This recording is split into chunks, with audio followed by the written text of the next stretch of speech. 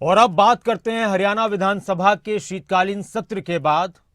हरियाणा विधानसभा के अध्यक्ष Gyanchand Gupta press conference कर रहे हैं। शीतकालीन सत्र में क्या कुछ रहा, किस तरह से वक्त गुजरा, कौन कौन से बड़े मुद्दे उठे, उसको लेकर वो कुछ बता रहे हैं। सीधा आपको सुनवाते हैं क्या कुछ कह रहे हैं। कि इस पत्रकार वार्ता में हार्दिक स्वागत है, अभिनंदन है। सबसे पहले तो अपने सभी मीडिया के साथियों का मैं हार्दिक धन्यवाद करता हूं कि उन्होंने इस सत्र के अंदर अपना पूर्ण सहयोग, इस सत्र को सफल करने में उनका पूरा सहयोग मिला। उसके लिए भी आप सबका बहुत बहुत आभार, बहुत बहुत धन्यवाद। इस सत्र की कार्रवाई को लेकर के कुछ प्रमुख बिंदु मैं आपके सामने रखना चाहूँगा। सत्र 15 दिसंबर से शुरू हुआ और 19 दिसंबर तक 3 जो बैठकें हुई। इन 3 बैठकों की जो प्रोडक्टिविटी है, उत्पादकता है, वो 103.80% रही, यानी 100% से ज़्यादा उत्पादकता रही। और कुल 17 घंटे, 16 घंटे 59 मिनट, जो 1019 मिनट टोटल कार्यवाही चली, 17 घंटे।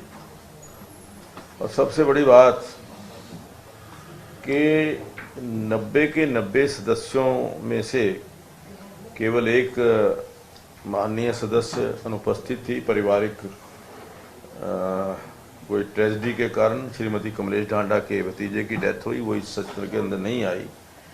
89 जो विधायक थे या मंत्री, सभी ने इस बैठकों के अंदर भाग लिया। और मैं ये समझता हूँ कि मुझे बड़ी खुशी है कि जितने हमारे माननीय विधायक हैं,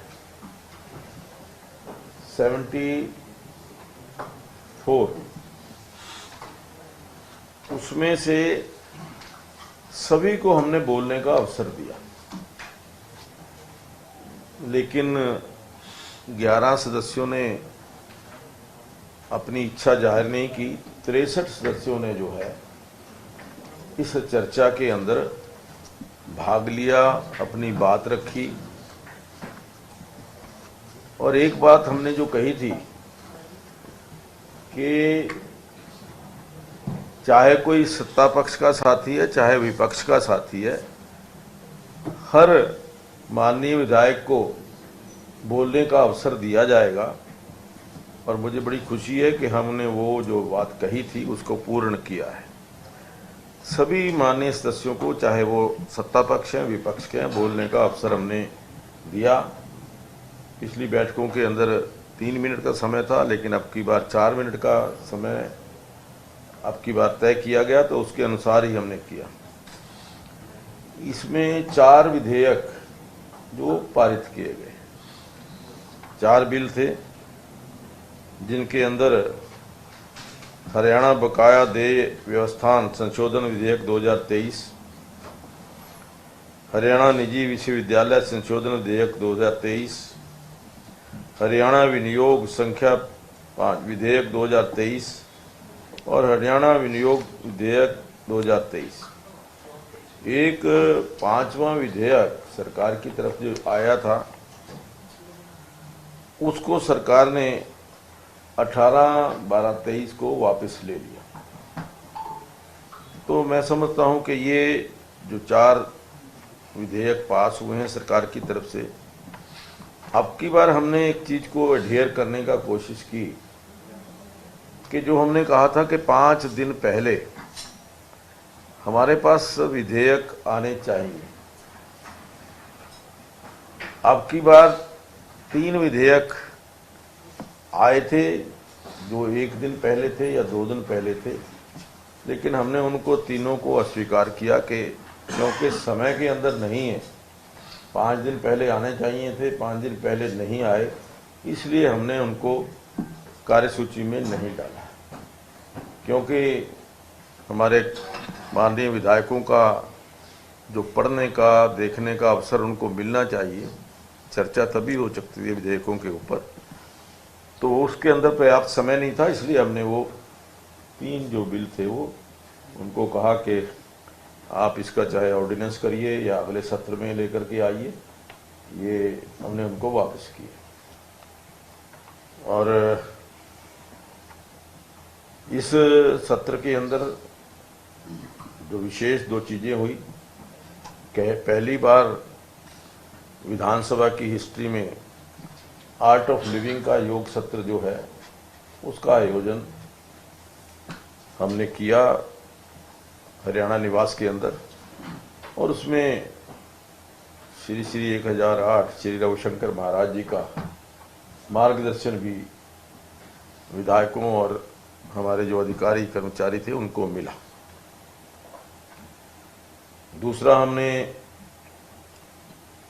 4 साल को लेकर के एक कॉफी टेबल बुक का विमोचन भी किया, जिसके अंदर 4 साल के अंदर जो हमने सदन के अंदर नए पर्याय शुरू किए हैं, जो हमारी विशेष हमने 4 साल के अंदर कार्य किए हैं वो दर्शाए गए हैं। और इसके अलावा जो राज्य गीत को लेकर के कि राज्य का गीत होना चाहिए, इस बात को लेकर के सभी सदस्यों की सहमति थी, लेकिन उसके चयन को लेकर के विधानसभा में वो 3 गीत जो प्रस्ताव हुए सरकार की तरफ से, तीनों के ऊपर चर्चा भी हुई, हमने वो सुनाए भी, लाइव सुनाने का काम भी किया, लेकिन सदन की राय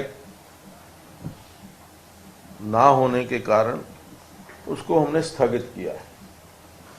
और उसके लिए 5 सदस्यीय एक कमेटी का गठन किया है, जो सभी की राय लेकर के अच्छे संगीतकारों से विचार विमर्श करके उस राज्य गीत को अच्छे ढंग से बनाया जाए। और उसके लिए श्री लक्ष्मण यादव जी जो विधायक हैं, उनकी अध्यक्षता में कमेटी का गठन किया गया। उस कमेटी में 4 जो मेंबर हैं, 4 श्री विशंबर वाल्मीकि जी, नीरज शर्मा जी, श्री जोगीराम सिहाग जी और श्रीमती गीता भुक्कड़ जी, ये 4 सदस्य भी इस कमेटी के अंदर लिए गए।